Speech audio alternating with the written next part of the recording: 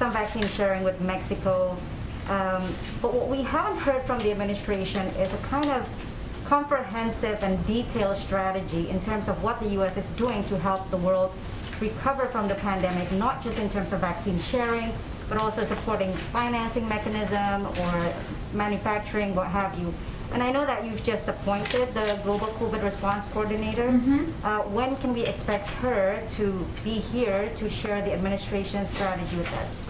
Well, we're happy to invite her. She works out of the State Department, right? So I would expect that she might speak there first if you or a colleague is over there covering.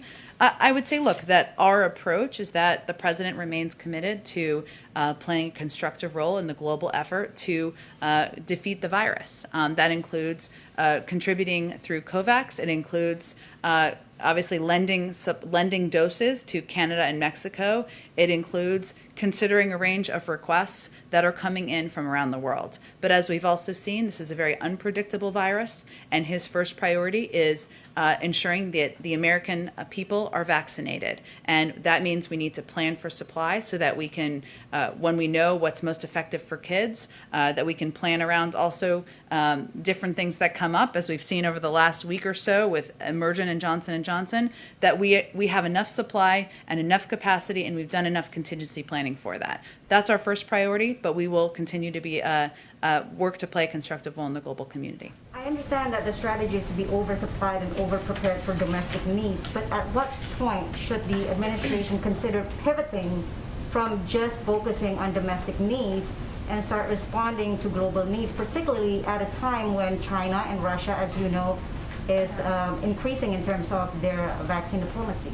Well, when we are confident in our supply at home, we will share vaccines, including through COVAX. I have one more. Okay.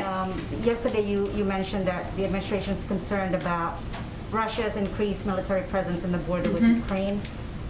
Can you confirm reporting that the administration is considering to send warships as a show of support to Ukraine in the region? I would point you to DOD for anything about our military assets.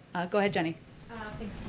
On the climate summit, I think we're now 2 weeks away, and I asked a couple weeks ago if there was any plans to have a bilateral with the Chinese president on the sidelines of it.